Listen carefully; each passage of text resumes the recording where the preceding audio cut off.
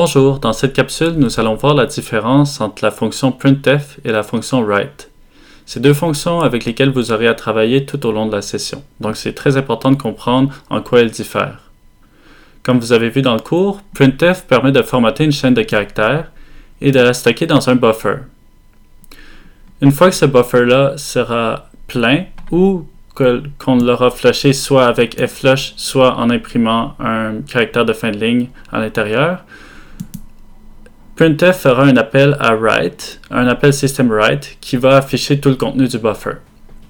Tandis que write va tout de suite afficher sur la sortie standard ce qu'on lui a passé en paramètre. Donc ici, on a un exemple très simple qui fait trois appels à printf. Donc le premier appel imprime première partie dans le buffer de printf. Le deuxième appel, deuxième partie dans le buffer de printf. Puis finalement, on décide de flusher le buffer. On va voir maintenant ce qui se passe au niveau des appels système de ce programme avec l'outil strace. Ici, j'ai déjà compilé l'exécutable, le code en exécutable qui s'appelle a.out.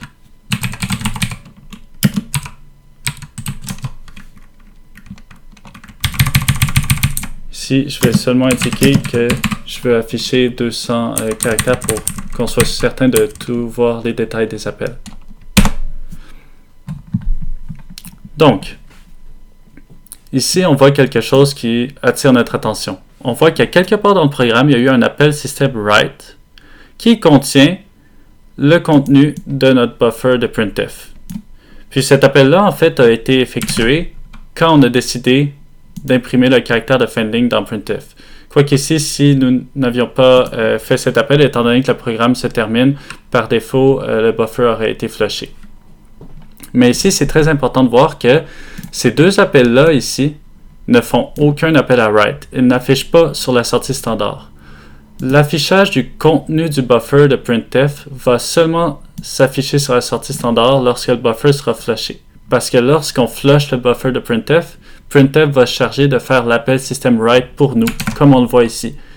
Nulle part dans le programme, on a explicitement fait un appel system write. C'est printf qui le fait lorsque le buffer est flushé. Donc ici, on va faire un petit test comme ça. On va rajouter un appel à write. Parce qu'en fait, ce qui se passe, c'est que ici, après cet appel, le buffer de printf contient seulement cette chaîne de caractères. Après cet appel, le buffer de printf contient première partie et deuxième partie. Puis ce buffer-là ne va pas s'afficher sur la sortie standard tant qu'il ne sera pas plein ou qu'il n'aura pas été flushé. Donc si on fait un appel système, si on fait un appel write ici, donc on write sur stdout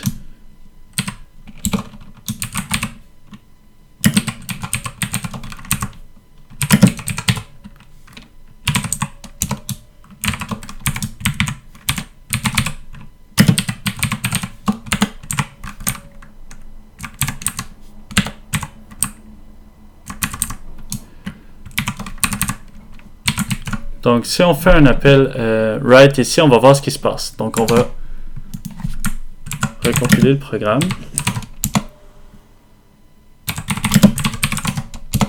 Puis, on va refaire un strace.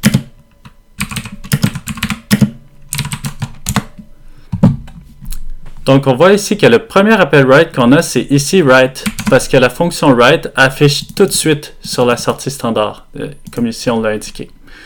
Puis c'est après ça que l'appel printf qui flush le buffer va se faire. Donc c'est pour ça qu'ici on voit notre fameux buffer, le contenu de notre fameux buffer de printf après.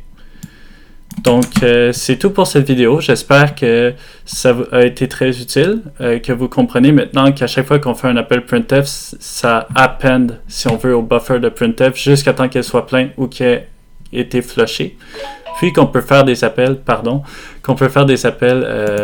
entre-temps à write. Et si on fait un appel à write avant que le buffer soit vidé, ou flushé ou plein, on va voir cet appel-là avant. Si on fait juste exécuter ici, on va ici write en premier, puis après ça, on voit notre buffer flushé. Donc, c'est tout pour cette vidéo et je vous souhaite une excellente session.